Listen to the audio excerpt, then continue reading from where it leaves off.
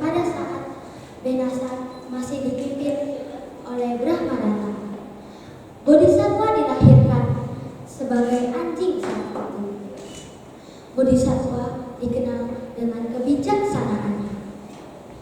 Bodhisattva bersama kawanannya anjing lainnya tinggal di sebuah hutan. Di kelompok anjing tersebut, mereka belum memiliki pemimpin, sehingga berkat pengalaman yang Bodhisattva miliki, ia pun mengajukan diri sebagai pemimpin di kelompok tersebut. Akhirnya Bodhisattva pun menjadi pemimpinnya. Kelompok tersebut selalu menghormati Bodhisattva dan mengikuti nasihat-nasihat yang diberikan Bodhisattva. Di dekat hutan tersebut ada sebuah desa yang ditinggali oleh seorang pemburu. Pemburu itu seperti apa sih teman-teman? Iya, pemburu itu sangat suka memburu hewan, suka memasang perangkap, dan membuat celaka hewan-hewan. Pemburu di dunia nyata sama halnya dengan pemburu di cerita ini. Pemburu ini merangkap hewan-hewan menggunakan jerat. Itu sangatlah bahaya karena dapat melukai hewan-hewan jika terkena perangkapnya. Pada suatu hari, ada seekor anjing yang berasal dari kelompok Bodhisattva. Ia sedang berjalan-jalan mengelilingi hutan tersebut. Ia sedang berjalan sendirian. Namun tanpa ia sadari, saat ia berjalan, ia malah menginjak perangkap yang dibuat oleh pemburu tersebut. Ia pun terkejut akan terkenanya ia dengan perangkap tersebut. Akhirnya ia pun mulai mencoba untuk melepaskan dirinya dari perangkap tersebut. Ia mencoba terus bergerak sampai saat ia terus bergerak malahan membuatnya semakin terikat di perangkap tersebut. Akhirnya dia hampir putus asa. Yang dapat dia lakukan hanyalah menggonggong, berharap ada yang mendengarnya dan menolongnya dari jeratan yang mengikat tubuhnya tersebut. Ia pun menggonggong sekuat tenaga.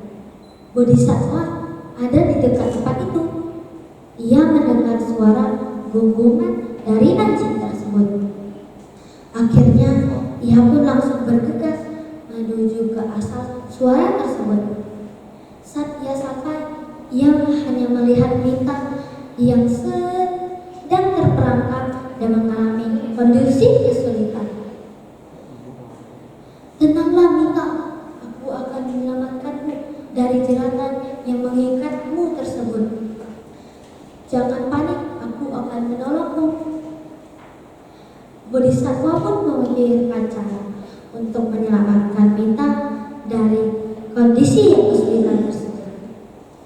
Ia mengetahui bahwa hanya menggunakan kekuatan pun tidak cukup untuk menyelesaikan masalah tersebut. Ia pun menggunakan kecerdasan dan juga kebijaksanaan yang ia miliki. Dengan sabar, ia menggigit jeratan tersebut dengan hati-hati. Perlahan demi perlahan, jeratan tersebut mulai putus dan akhirnya Bodhisattva pun berhasil menyelamatkan Mita dari perangkap yang membuat Mita terperangkap di sana. Mita berterima kasih kepada Bodhisattva. Terima kasih Bodhisattva, tanpamu mungkin aku akan terus terperangkap di tempat tersebut. Kau juga yang menyelamatkanku dari jeratan yang mengikat tubuhku tersebut. Aku sangat bersyukur memiliki teman sepertimu. Bodhisattva pun menasihati Mita. Mita, kamu tidak boleh berjalan sendirian lagi. Ingatlah, hutan ini sangatlah bahaya. Banyak pemburu yang ingin menjebak hewan seperti kita.